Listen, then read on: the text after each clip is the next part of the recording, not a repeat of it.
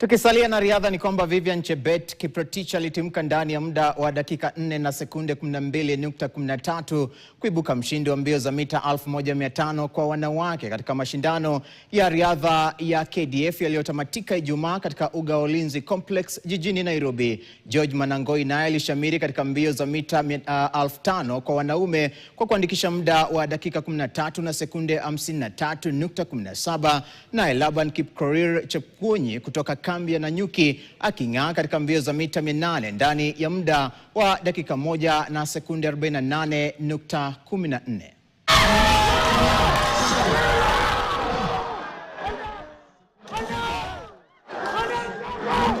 I've been preparing for this. No, last year I missed the KDF championship.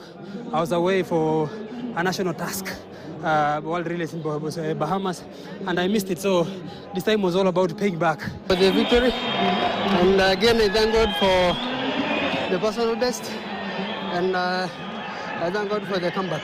It wasn't easy because my competitors were in shape, so I settled myself in front.